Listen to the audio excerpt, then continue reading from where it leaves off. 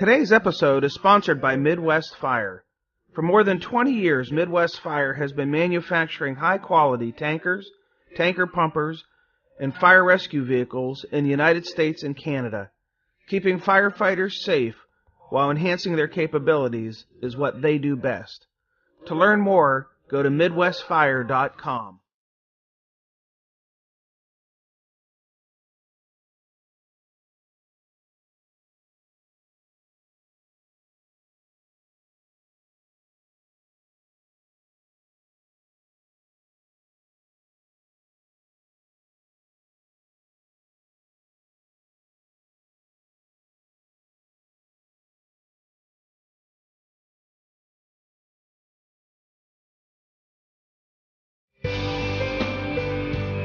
Hello and welcome to episode 227 of the Situation Awareness Matters show.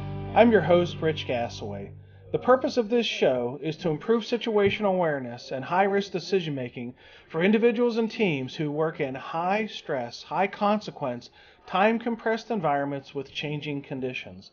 The SAMatters mission is simple. We want to help you see the bad things coming in time to avoid bad outcomes.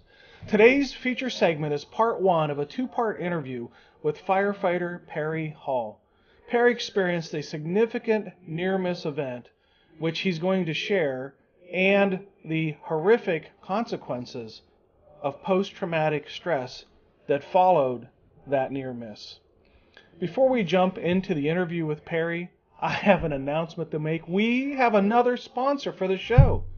From the beginning, Midwest Fire, an amazing fire truck manufacturing company located right here in Minnesota, has been and remains our title sponsor, and we're so thankful for their continued support. And joining Midwest Fire now is Chief Miller. Chief Joel Miller has the world's largest Instagram following for public safety, and he's putting out a massive amount of content on his feed. Check it out.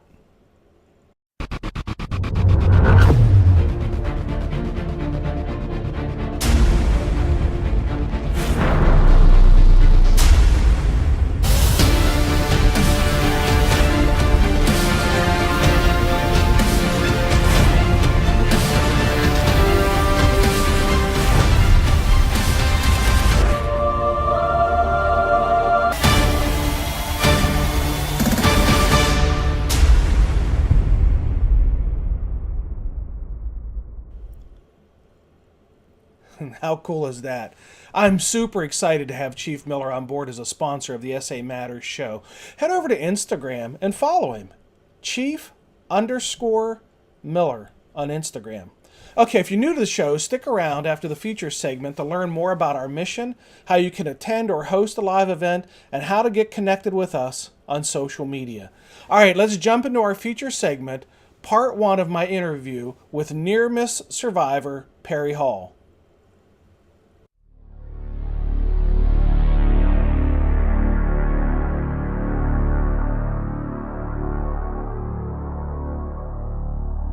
Let me introduce you to Perry Hall.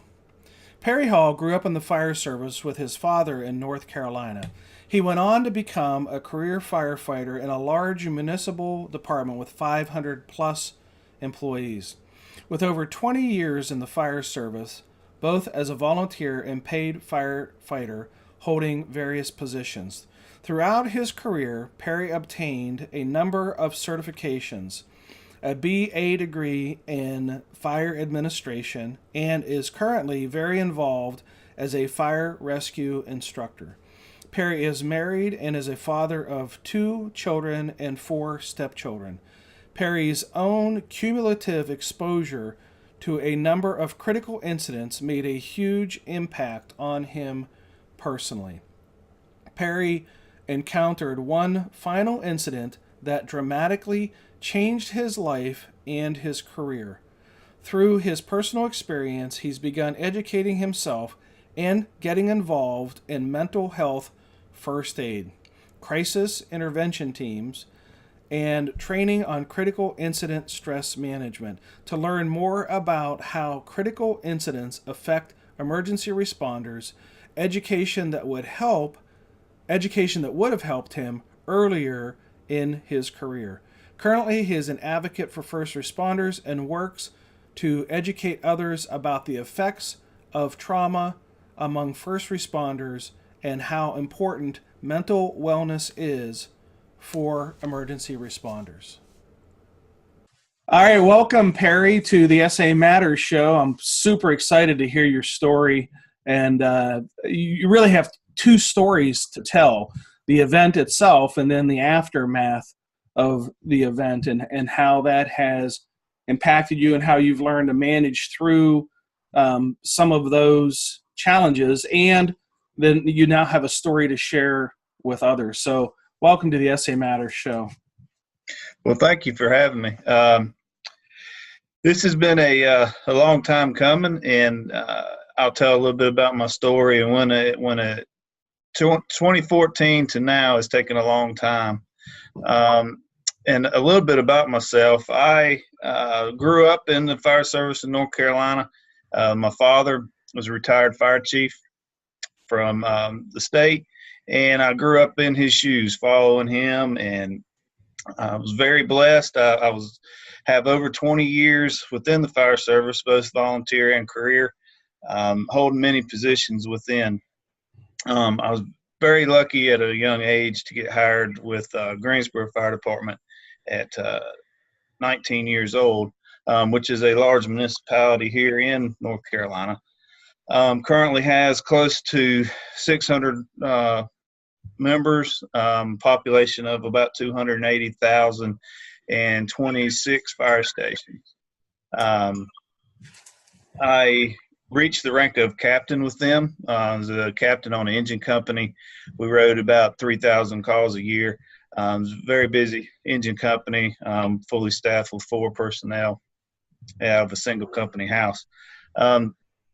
Since the events and all, I had separated with Greensboro, and I am currently with High Point Fire, which is next door to Greensboro. It's a municipality in the state as well, and I am Battalion Chief of Emergency Management and Safety here, which really enjoying my roles and the department, a wonderful department. Also, more important than the fire service side, I spoke of my father, but family. I believe family is of the utmost importance. I am a divorced father of 2. I have been divorced one time, which I'll talk about a little bit in my story. We all know that the divorce rate in emergency services is unfortunately very high.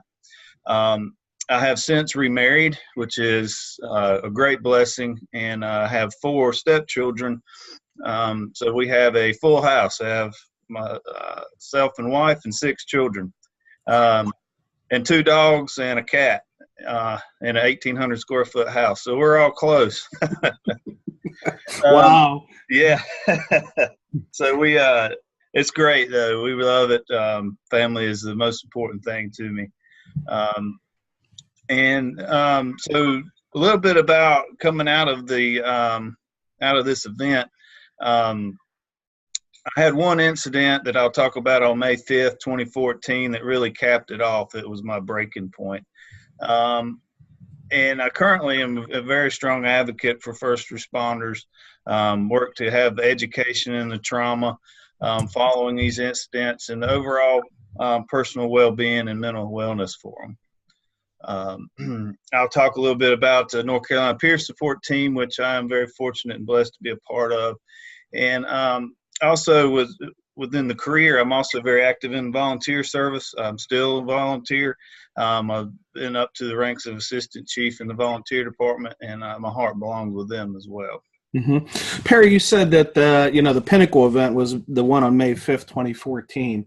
Mm-hmm. What were some of the lead up events that maybe added some weight onto the burden that you were carrying? Sure. At the time, and prior to May 5th, I had no education in the mental well-being of firefighters or emergency responders as a whole. Never heard discussion of. The only thing that we as a fire service as a whole really is emergency or the EPA or EAP that is advertised within your organizations. That was the only thing that I had knowledge of. So with the events that led up to this, I knew they laid heavy on me, but I didn't think much of them. It was just part of the job. You know, we were all brought up to suck it up. You just deal with your emotions and through alcohol, unfortunately, or whatever it may be, shooting the crap at the fire station. But a lot of the ones that, looking back, leading up to that, were dealing with children.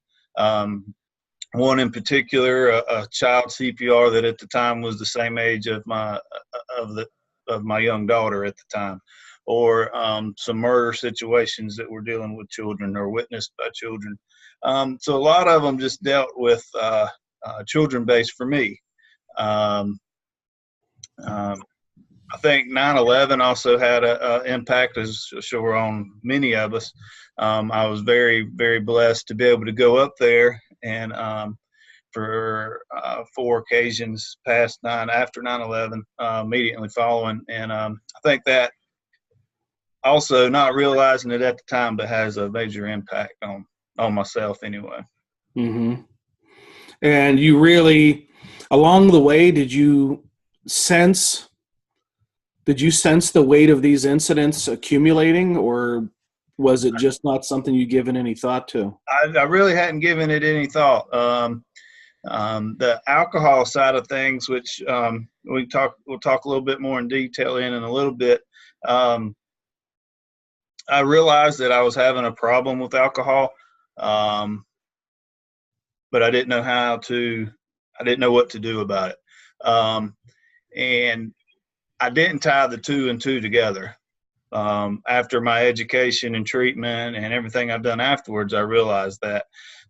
However, prior to my major event or my breaking point on May 5th, 2014, I had a very close group of firefighters, obviously, really close friends, and they attempted to do a sorts of an intervention with me years back to try and get me some help for the alcohol reasons. At the time, alcoholics like myself, drug addicts, unfortunately, we try to make a lot of excuses, or I speak for myself, I made a lot of excuses not to get help, not to get treatment. And at the time when they did this with me, I was a single father, and my children still, and at the time, mean more to me than anything in the world, and my wife now, of course. But I could not separate myself for a month. They did this intervention that afternoon. I would be in a treatment facility for a minimum of 30 days. I could not see myself leaving my children for 30 days. And that's why I declined, unfortunately. I did eventually get help. Did you get angry at your friends for trying to help you? I did not. No, I did not at all. I was very appreciative of it. It was about a dozen of them. They were all firefighters, and they come together and they tricked me to get me there, which was smart on their part. They asked me to come help. One of the individuals asked me to come help him move something at his church, and I went to go help him move, and I walked in the room and they were all in there. So it was very touching, and I wasn't upset with them at all at the time, but it was a very emotional time. And the friends are out there, and they do notice more than you see. Mm-hmm. And so after your friends tried to help you and you declined it, did things get better, worse, or stay the same? I think after that point, they got better. I actually did become sober twice. And after a period of time, different periods in that, each time I relapsed. So I would try and handle it on my own each time. And that never works. And I was told that from the beginning that it wouldn't work, but, hard-headed, I attempted to do it. And so after that point, I did stay sober for a while. So they did help me. Mm-hmm. But then for whatever reason, whether it's I thought I could handle it, I could handle a couple drinks. And then, of course, I couldn't because I couldn't have just two. Never could. It continually went on and on and on. And then also, things would just get bad or rough. I was going through a divorce at the time as well, and I would just fall back to the alcohol as well as a relapse. And okay, so let's lead into the event of May 5th. Mm-hmm. So kind of give us an idea of what that day was like, what your staffing was, what your day was leading up to this event, and then walk us through this event beginning to end. Sure. So we were fully staffed. We ride a minimum of at Greensboro at the time when I was with Greensboro, rode a minimum of 4 on every piece of apparatus in the city. So single company house that I was at, we had 4. Myself, the company officer, and then an engineer and 2 firefighters. On the day, actually, myself and the engineer were the only 2 that normally worked that shift. 2 firefighters on the back were traded off that day with 2 normal firefighters that were assigned with us. So that day started like many other days. It was a nice and sunny day, warm spring morning. We had rode a couple normal calls that day up to lunch, and we had a late lunch, so we were actually sitting at the kitchen table finishing up lunch when the call come in for a reported structure fire in our first in territory. Okay, and what did dispatch say as they were sending you out on that? So we the normal protocol for that, for a single story or a single family dwelling, you had 3 engines, 2 ladders, and then a battalion chief on the initial alarm. Once we got on the truck and I was reading the MCT notes, and the communicator came back and said reported basement fire, that the MCT notes was saying pretty heavily on a basement fire. So we had in our minds, gearing up for a basement fire. Once this was indicated as a working fire, an additional battalion chief in the heavy rescue was added as well. Also of note for it is this was Engine 8's first in territory. However, it was on the far side of the territory, so it was going to be very close to the neighboring house. Engine and ladder 10 were in that house, and they actually did beat us in by just a few seconds, which is common on that outskirts over there. And we were live just a few seconds later following their arrival. Okay, and on your arrival, what did you see? So engine 10 and ladder 10, they arrived right before us. I assume command gave a size up. They had laid a supply line. The engine company did. We had arrived so quickly after them, they hadn't even deployed a tack line yet. So when we arrived, noticed a moderate smoke was showing from the eaves, the attic area. Describe the house for me. Okay, sure. It was a single family, single story with a full basement, common residential wood frame.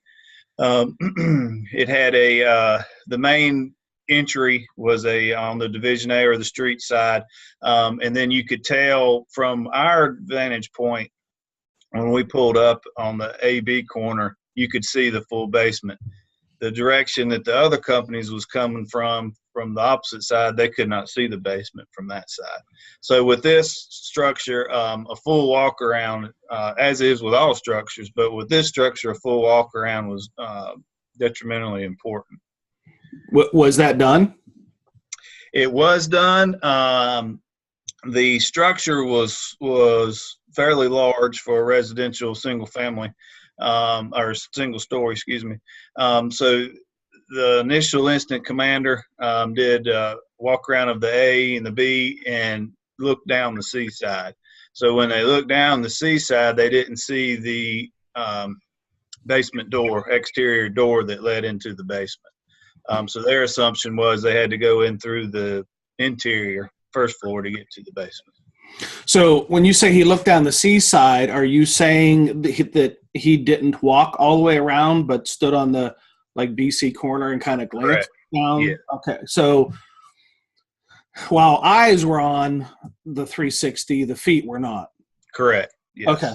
All right. Correct. All right. So so that caused him to miss that basement door that was on the seaside? Correct. Yes. Okay. He didn't see that basement door. Okay. Go ahead. And to my assumption, and that's one thing I've learned through this experience is assuming things get you in trouble.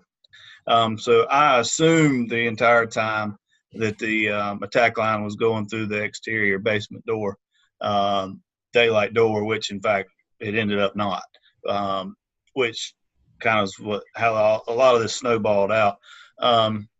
So I assumed the whole time that when we went into our assignment that that's what was being done, which entail wasn't. Okay, let's back up to the observation on arrival, because I interrupted you there when you were talking about the smoke condition to talk about the structure itself. So now take us through what the conditions were on arrival.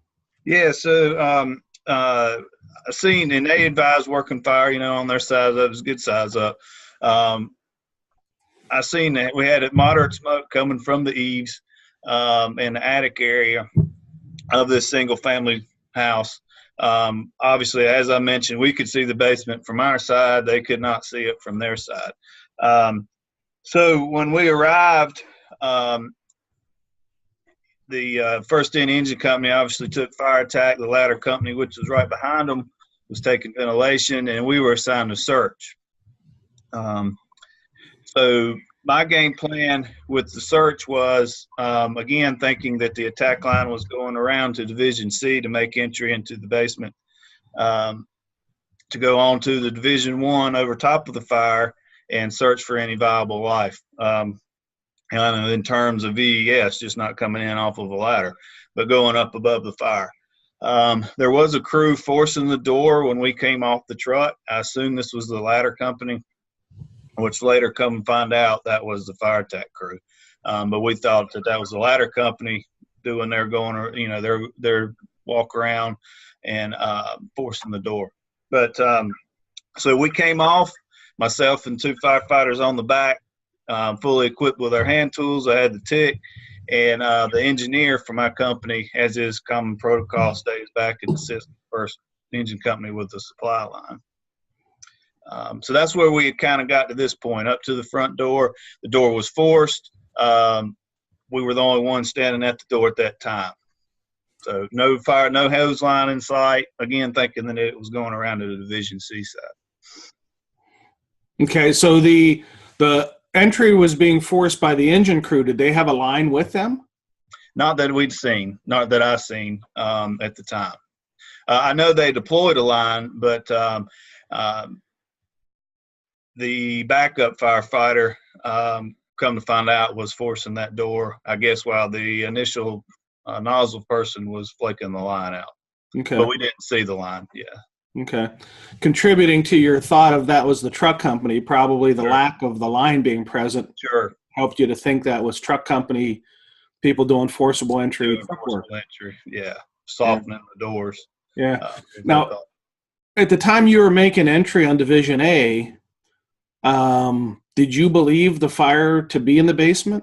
I did. Yep. I still thought the fire to be in the basement. I always tried to practice as I attempt to be the first one in the door now, as the company officer. Now that's not always possible. I may be doing a walk around in the when we're fire attack, and because I had a very trusted group, I trusted my folks. I knew their capabilities. Even though these folks were trading on the back, I knew their capabilities. They were just from different shifts. But anyway, I try to make entry first. And the reason being is it's not that I don't trust them, but it's my responsibility as a company officer for their safety. So if something should happen or occur, once we first make entry, it should happen by my feet and not by theirs, if that makes sense. So prior to making entry, I sounded the floor, and I did a 6-sided scan with the tick. Visibility was about 2 to 3 foot off of the ground, smoke bank that far. So with that, I knew that there could very easily be viable life on the ground, somebody laying on the floor. So that's kind of where we were up to this point. It was myself and 2 firefighters that were going in to do the primary. Okay. And then the engine crew that did the forced entry, are they with you? No, we were the only crew making entry. So that was, again, kind of going into my thought that they were on the basement on the seaside making entry. We were the only crew right there at that time. So engine 10 forced entry on the door on the A side, and then they went off to do something else? I'm not sure at what point. I don't know if they were still working with the hose line. Okay. At that time, I was assuming that they were on the seaside making entry. That was my thought the whole time. I guess that they were back working with the. I'm not really sure what was happening with the hand line. Okay, and then all right, continue on with the primary search and conditions and what was happening. Yeah, so we being 3, we couldn't do a split search, so we made it into the front door, a hallway and a dining area type thing. We made a really quick search of that, straight back into a kitchen. And then to the right was a hallway that went down to the bedrooms and bathrooms and such like that. So once we got those done, scanning, kind of a directed type search, being a smaller area, we went down the hallway and it hit those bedrooms real quick. We was coming back, and that's when we ran into the attack crew coming in with the hose line. Fire attack crew. Visibility was 0. I mean, you could have seen if you was laying on the ground, but working, we couldn't see. So we did a face-to-face verbal with the company officer of that crew, who was the fire attack crew, and they advised that the fire was on Division 1, not in the basement. So this kind of changed my mindset of things. A little bit about the conditions too. We had heavy smoke on Division 1, but we didn't have any heat when we were doing our search. So we made a real quick search, knocked out of the primary, and we had advised command that we had a all clear and that we did have a par. So when we were coming back out, when we ran into that fire attack crew, we were actually coming out for a reassignment. Okay. And so they're now in there with an attack line, and they told you the fire's on Division 1. Now, what made you initially think the fire was in the basement? Did you see it? I did not personally see it, but it was all the indications of the report, of the reports coming in. They did have a first-party caller that advised the fire was in the basement, and with their initial size up. Okay. So when they said the fire was on Division 1, I'm curious, as your mindset, were you thinking, well, we must have been wrong in thinking it was in the basement, or were you thinking, B, the fire has now just extended from the basement onto Division 1, or C, you were thinking something else? Yeah, I was thinking at the time when he came in and told me that. It's very respectable company officer and crew. I was thinking that the fire was on Division 1 because, as a matter of fact, when they did that with our visibility, say, okay, we've got confirmation that it's on Division 1, that it is not in the basement. Actually, vertical ventilation was called for because thinking that it was on the first floor to relieve that layering. Obviously, if we'd have known the fire was still in the basement, the vertical ventilation wouldn't have been called for. But it was about this time as well, getting close to it, that we can get into it in just a second. But I came across the door to the basement, and a lot of stuff started happening here in seconds. Okay, so the door to the basement, I'm assuming, is it on the C side of the structure? It's actually in the middle of the house. Okay. So we were coming out. We had done the search. We were coming out facing the B side down the hallway. We were facing the B side in the middle of the structure. So we had when we were coming out, there was a bedroom on the C side. There was a bedroom, a bathroom, and then the doorway to the basement, and then the kitchen. Okay. And had the primary search on the first floor been then completed at this point? It had, yes. We'd already given all clear, and we're coming out for a reassignment, and that's where we ran into the fire attack crew, and the door to the basement was all right here at this point. Now, until you opened that door, you didn't know it was the door to the basement, did you? I did not know. It was a very odd door in a lot of ways, but it was very easily missed in the primary. It was recessed back out of the door frame. It was a very little doorknob. It wasn't a common doorknob. And I just happened to come across that doorknob. When I did, I pushed the door. It was inward swinging towards the stairs, the basement stairs. So when I did, I seen it was the stairs. My mind's thinking the only way they had, we had two options really. They go down these stairs, and I'll get to the fire. Well, let me back up just a minute. Right at this point also, the ladder truck ventilation come on and said we now have visible fire, heavy fire showing from the CD corner of the basement. Okay. So we now know that the fire is for sure in the basement. They have heavy fire showing. So my mind thinking all in split seconds is we have two choices. We either have to get out of this house right now, or their only viable way to get to this fire is down the basement stairs, because at this point no water had been put on the fire yet. Mm-hmm.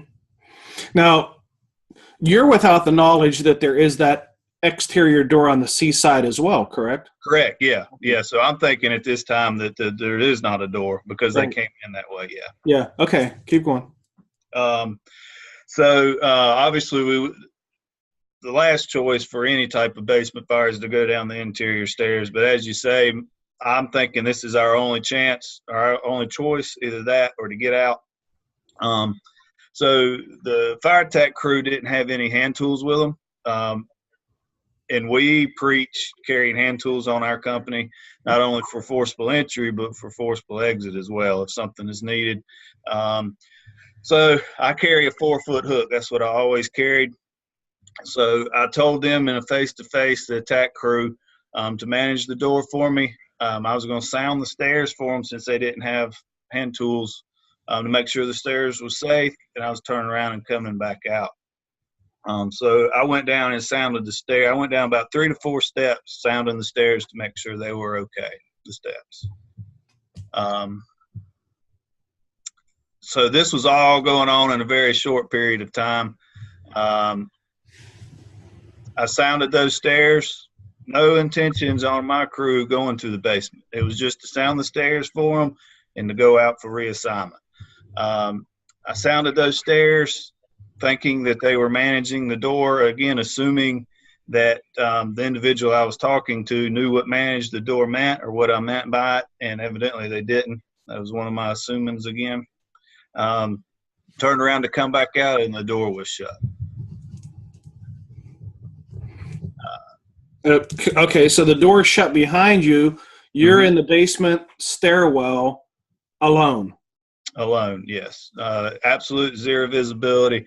The heat in that partial of a second had gone up so much. The heat was unbearable. You could not see anything. I couldn't see anything with my tick. It was a L-shaped stairwell to the basement. So it went down and took a hard left into the open area. So I was unable to hear anything or see anything at that point anyway. And the ceiling above me was actually still intact. So everything was coming up from the basement, hitting that ceiling and banking right back down on top of me. Okay, so the firefighters on the other side of the door still know you're there, right? And the door closed? Yeah, so the door had closed. Immediately, I could hear the crew on the other side of the door. So obviously, in a life death situation like that, you would call a mayday.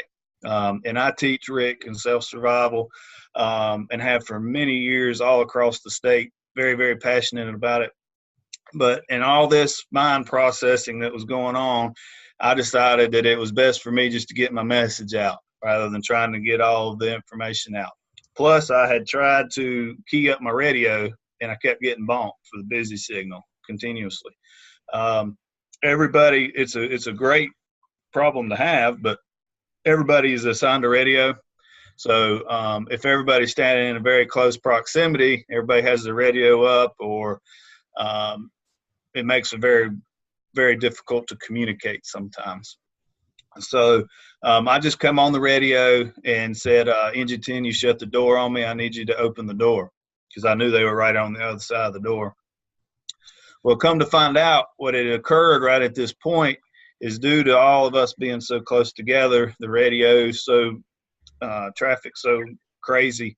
While I was on the stairs, an evacuation was called. I didn't hear that. Stop. What does an evacuation called sound like on a radio? So talk me through that. Sure. Just with their protocol at the time, they would just call evacuation, evacuate. They'd sound the air horn, long blast on the air horn, and everybody would evacuate due to conditions. At that point, they had heavy fire through the roof as well. All right. And you didn't hear that? No, I didn't hear that. With all the radios so close in proximity, you get that real squelchy noise, and I never heard that. The guys on the other side of the door did hear that. They didn't leave me on purpose, by no means. They thought they were leaving with 6, 3 off the fire attack line and 3 off of the search crew. However, they were only leaving with 5. Once they got outside and they heard my message also, they realized that I was still inside. You're a crew of 3? Yes. They didn't realize that they were now a crew of 2? Or it was just too many people in such a small space, too much mayhem? Absolutely. How they missed you? Yeah, it was too many people in a very tight, residential 3-foot hallway. 5 to 6 people crammed right there. And also the person that was managing the door, I'm sure they assumed, assuming that when he let that door close, everybody was together. Because it was zero visibility. You couldn't see. It was all by voice that you could see, who you were with. Mm-hmm. All right, so they had called an evacuation, and everybody on the other side of the door left. Everybody left, yes, sir. I called that message, and it was very, very great incident commander, very seasoned. He immediately took that message and ran with it as a mayday, even though it wasn't declared a true mayday. At this point, I would have called a mayday. I gave all my lunar information. However, the incident commander already had that. He already knew everything. He knew where I was. He knew all my lunar points. And so as much trouble as I was having getting on the radio, I didn't feel I needed to tie that up even more. Also, I was trying to make an exit for myself. That door that shut, did it lock? That's what, so all this was going on in seconds. So my immediate thought, just mind, body, was to reach for a doorknob. I couldn't find a doorknob. Thinking there's got to be a doorknob here. I knew the door swung towards me. Still no doorknob, never could find a doorknob, was feeling for it. So my next thought was to breach the wall, breach one of the side walls. Now I'm standing on the stairwell, and I have a 4-foot hook in a 3-foot stairwell. So that was very difficult. Also, by my room mapping or my orientation, I knew to the left of me was a bathroom and to the right of me was a kitchen. So the feasibility of breaching one of those walls was very, very slim with all that goes along with those rooms. So also at this point, when my message got out, the company officer off of the fire tech crew and the 2 firefighters that were on my engine come back in to try and find me, to locate the door. However, I knew that it was going to be very difficult for them to find that door with, we missed it totally on the primary. Also, Rescue 5 and Ladder 52 was deployed as RIC teams through the basement to try and get to me on the stairwell from that direction. All right, so you're in the stairwell. You can't find a doorknob. You got a 4-foot hook and a 3-foot space. You got a kitchen and bathroom on both sides, making the breach would have probably either put you running into cabinetry, either bathroom or kitchen. So you're thinking that through and not seeing that as a viable option. What's going through your mind here? Absolutely. And I actually, I tried to use the hook and it wasn't feasible. And I actually punched a hole through the wall trying to see. And when I did, I went through that first layer, and then the second layer I hit, a refrigerator or whatever on the backside. So knew that this just wasn't feasible. So by this point, I came back on the radio a couple more times. Actually, said, "Guys, y'all got to hurry up. I'm burning up." So all this heat was banking down on me. This whole event only lasted about 3.5 minutes. However, it felt like an eternity. So the air in my bottle had became heat saturated. Every time I took a breath, it was warm or hot. My tick had whited out to where it was not functional anymore. I was feeling like I was getting stung by 1,000 bees, especially on my upper body. It was extremely, extremely hot. So the heat was almost entirely unbearable. And I really credit my ability to take a lot of that heat by being a live burn instructor for many of years, which I have been heat sunk. I've gotten too hot where I shouldn't have been, to where I felt that heat before. I'm so grateful that it was me and not somebody on my crew or another firefighter, or even more important, a young firefighter. If it had been somebody young, straight out of recruit school, or somebody that had never experienced that, I could very easily see that as soon as they started breathing hot air, they take their regulator out. Or when they can't get that door open, they take their glove off to try and find it. Any of those would have been detrimental, no questions asked, would have fell out right there. So the heat was so bad, I knew if they didn't get there soon, I was going to have to go to another option. What's the other option? Did you think through another option?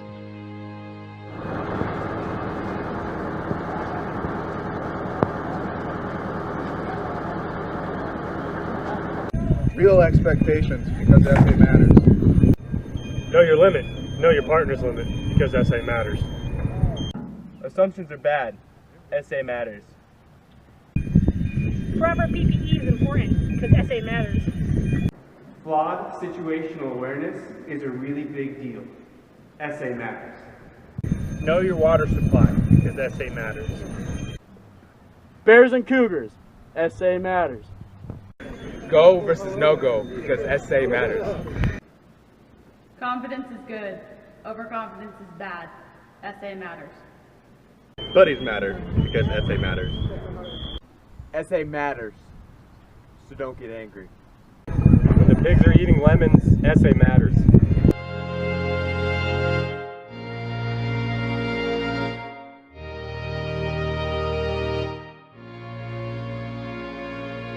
Our academy class is going home today because we know that SA matters. SA matters! So grateful that it was me and not somebody on my crew or another firefighter, or even more important, a young firefighter. If it had been somebody young, straight out of recruit school, or somebody that had never experienced that, I could very easily see that as soon as they started breathing hot air, they take their regulator out. or when they can't get that door open, they take their glove off to try and find it. Any of those would have been detrimental, no questions asked, would have fell out right there. So the heat was so bad, I knew if they didn't get there soon, I was going to have to go to another option. What's the other option? Did you think through another option? I did. So I'd already told myself, and this whole time too, I'm beating on the door with my hook, with all my might. I don't know how, a 225-pound man with all that stuff on did not come through that door. And as we went back and looked at things afterwards, it was a solid core door. But still, I don't know how I didn't jar it. 225 pounds, 300 plus pounds with everything on. So my only option in my mind at that time was to go to the basement. If they did not get to me soon, I was going to the basement. Go ahead. Where's the doorknob? You said you're reaching for the doorknob, couldn't find it. Now my curiosity is, did it fall off? Sure, that's a great question. So there was nothing on my side. The deadbolt. There was a deadbolt cylinder on my side, and the 3 hinges were on my side. On the other side, a little bit about that doorknob, it was the old-fashioned type where you put it wasn't a true doorknob. It was a recessed like clamp type thing that you pulled out and you put your finger in. You used to see in the older like sliding doors on closets and things. That's what it was on the hallway side. On my side, there was nothing but a deadbolt cylinder. So the whole time I'm reaching, I'm trying to pull on that deadbolt cylinder and I can't get it to do anything. So this was not the code, obviously, deal, but this was an older house. So the whole time I'm beating, and that's how they actually found me. The crew that came in on Division 1, that's how they found me. I was beating with all my might. I never thought about dealing down and trying to open it from the bottom. A lot of times you have that little opening there. But come to find out that wouldn't have happened anyway. I couldn't have done that. But I could very easily see if somebody did try to do that, when they come back out, it pull their glove off. And, without our gloves. Why couldn't you do that? It wasn't enough space. Oh, in this particular door. Yeah. Okay. I never thought about I've been asked that, which is a wonderful question. Never crossed my mind. Another thing that absolutely never crossed my mind, and again, I teach this stuff and have done it over and over and over again. I never thought to activate my pass. Never once thought to activate it. And that's where I say, you never know how you're going to react to these situations until you're in it. And training and repetition is so, so, so important to where this stuff. Passes are wonderful and they're great, but they go off so much on the fire ground and the training ground. They're not first thought like they should be, I guess. They wasn't for me that day. Beating is what they found me by. The pass may have helped a little bit quicker. I don't know. Now, were you beating on that door with the intent to make noise? Yes, that's what I was doing. And still, the activation of the pass didn't come to your mind. No, which would make noise. Yes, absolutely. Crazy, isn't it? It is crazy. Yeah. The mind process, it never came to me. Right. Okay. And are you hollering or trying to holler through your? Yes, I'm hollering as well. And again, I'd come back on the radio a couple times and said, "Guys, y'all got to hurry up. I'm burning up." So I'd already made my mind up. If they didn't come within the next, few seconds, I was going to the basement. I was praying, God, please get me out of here. I'd also gotten to the point where, please take care of my 2 children. I didn't know if I was going to make it out of there. Take care of my 2 children. I knew the odds that if I went to the basement weren't very good. Who knows what would have happened if I went to the basement. But I had gotten so heat sunk and so hot that I couldn't take it at the top anymore. So you're just really seconds away from making the decision to go down into the basement. And Yes. what happens? Yes, absolutely. I was by no means going to give up. I was going to fight to the end, but a lot was going through my mind at that point. You know, I didn't know if I was going to make it out of there at that point. I wasn't going to give up, but so again, a few seconds, I was going to go to the basement, but I was beating on the door, and all of a sudden the door swung open and two hands grabbed hold of me. I could walk out. I could get out. I just couldn't get out of the position that I was in. So the two hands grabbed hold of me. The heat was absolutely unbearable. Again, we had heavy fire through the roof at this point, so there was hot fire all the way through the house, bottom to top. And we started making our way out to the Division A door. It was communicated to command that I was with the initial team, and they evacuated everybody. The crews and the RIC teams trying to get to me from the basement. One thing about that, too, that I didn't mention, the crews that went in through the basement and the crews on the top, but they went through pure hellish conditions. The crews in the basement, they spidered, they were actually brand new masks, the new high temperature masks, Scott masks, spidered those. Their ticks wired it out as well, just in their attempt trying to get to me. All right, so they get you out the door on the A side. Then what? So when we was heading out of the stairwell, we came up, or they grabbed hold of me, and we went to the right, and then had to take an immediate left to get back out the stairway to the front door. When we were coming out to the left, it would have been the three on that crew and myself. It was four of us. To the right, there's a big picture window, and it was giving off some light through that picture window. Well, I could see that one of the firefighters was drifting off a little bit away from us. I was able to reach over and grab him and pull him back over with us. And sometime later, weeks later, we talked, and he told me that he was lost. He was disoriented. He didn't know where he was at, but he was so hot. He said that he was going to bail out. He said the only thing he could see was that plate glass, big picture window. Well, rather than taking that window out, he thought to himself, if I take this out, more than likely this room's going to flash on them guys. So he had enough self-thought of himself not to take that window to keep it from flashing. So luckily I was able to grab hold of him, pull him back over there, and we all four made it outside. That was the best breath of air I've ever had, cool air, clean air. And, of course, the guys and gals was helping dress me down, get me some water, and over to EMS. All right. And are you in pain at this point? I wasn't. I wasn't in any pain.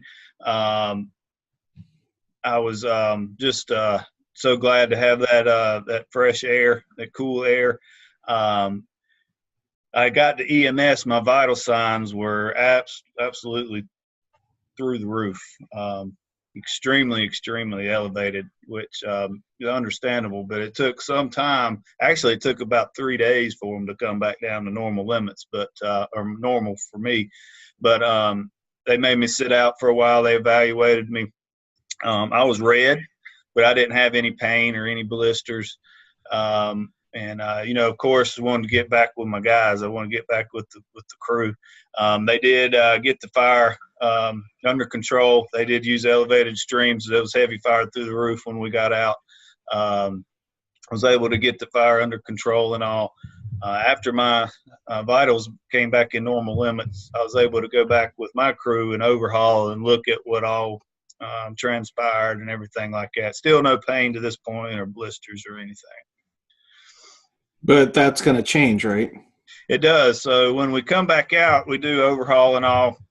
We come back out, and when I was dressing down, I was taking my coat off. I noticed that I popped a couple blisters when I was taking my coat off. So I was extremely red from the waist up, and I had blisters that had formed and forming on my wrists and forearms. So that was reported to the incident commander, who called. EMS had been released by that point. They came back out, evaluated me. course, I had to go somewhere. I declined transport, that I would go to our after-hours care facility for treatment. It was taken off the truck. Why'd you decline the care? Well, it wasn't an emergency. It wasn't anything I needed the ER for that I felt. Just going to after-hours care, and or I shouldn't say I declined the care. I declined the transport. They reevaluated me again. My vitals were still high. They said it was obviously nothing life-threatening, but needed to be seen. So I decided to take myself rather than the ambulance ride. In typical firefighter fashion. Yes, sir. Absolutely. We make the worst patients. Yeah, yes, we do. Yes, we do. And something else to mention on the gear and stuff. On my gear, I know a lot of folks have been in those fires where it gets so extremely hot and everything turns to that black tarry mess. I don't really know how the carbonation or whatever that it goes on within the fire behavior when it gets that hot. And all my stuff was covered in that. The air packs was brand new. The bottle, that bottle actually ended up having to be retired. It got so thick in there in that short period of time. It was unbelievable. Yeah, so that's kind of where I was up to this point, and went and got seen the urgent care hour after hours, and got care instructions, medications, and had second-degree burns on both wrists and forearms, and entire upper torso from waist up was actually first-degree burns. And I learned that day, I never knew this, but that red blotching that you get sometimes in these, when you get that hot, is your blood vessels that are bursting, which is the step immediately before second-degree burn, or immediately before blisters start forming. So I was within seconds of most likely going to a burn unit, spending a lot of time in the burn center, if that had turned into blisters. Luckily, it didn't, just on my wrists and forearms. So I was out of work for about a week and then returned to light duty from there. Mm-hmm.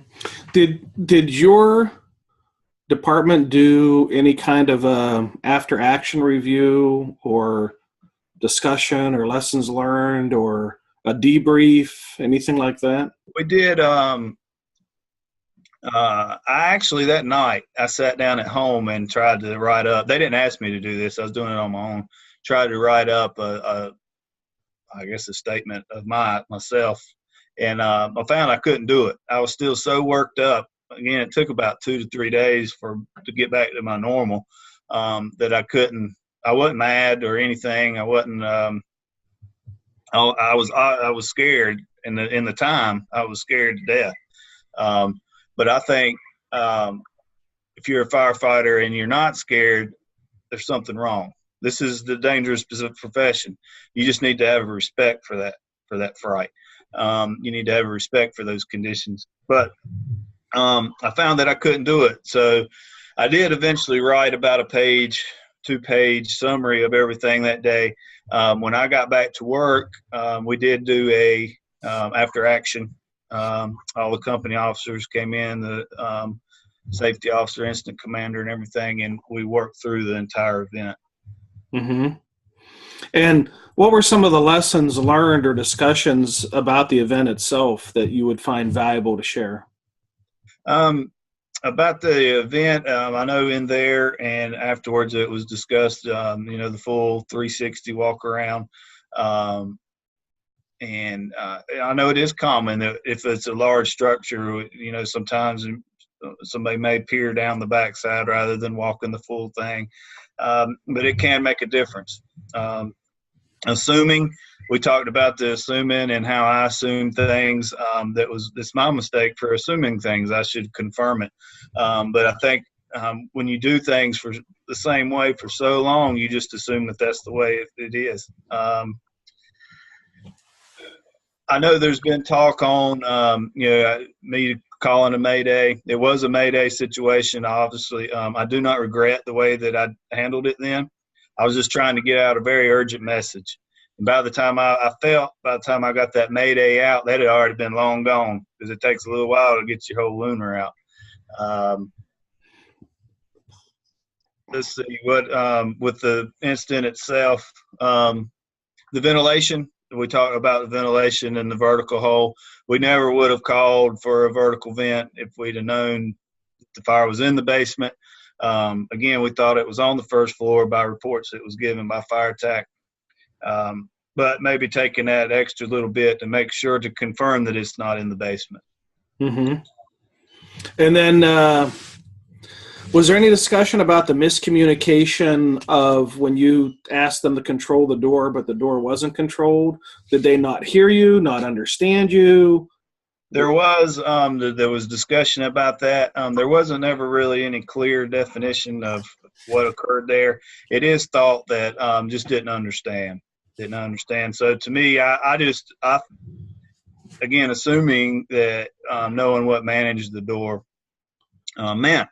But, that's not against anybody. Everybody's got different impressions or takes on things, and managing the door to them didn't mean what it meant to myself and to my crew.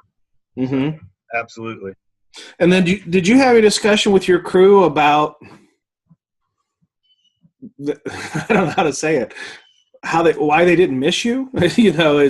How did you guys not know that I was still down those steps? Was there any discussion about? And I'm not looking for any blame, but what did they offer as an explanation as to how they would turn and leave and not realize you're not with them? Yeah, sure. They were under full thought that I was with them the whole time. There was so much going on, and one of the blessings of a municipality that is well staffed is you have a lot of people, but having a lot of people also can hurt you in times, meaning you can kind of have the turtle effect going on where you have so many people's bottles bouncing together off of one another in a small area. So that's kind of what happened in this situation. You had 6 people within a 6x6 spot, banging together. The radio traffic was horrendous, and they were following the company officer who said, all right, we've got everybody, let's go out. So they were following that lead. Okay. And you said you had not heard the evacuation. So at what point did you come to know that the evacuation was ordered, which was the reason they left? I didn't know that until sometime later. I'm not sure if I learned of it that day. I imagine I did learn of it that day, but the whole time I was in the structure, I did not know that they had been ordered out. I can't imagine that you weren't thinking to yourself, and you didn't say that you were, but I'm curious, that you weren't thinking, how could you all leave me? How could you leave me here? Yeah. Were you thinking that? I don't know that it ever really crossed my mind. I was just so fixed on the situation then at hand that I never really thought about it. And then I knew the folks that were with me, I knew that they would never have left me purposely. Right. That it was just just a whole lot going on, a whole lot of bad things aligned at one time. Uh-huh. To cause a bad event. So luckily it came out good, positive, but it very close. It could have been a lot worse.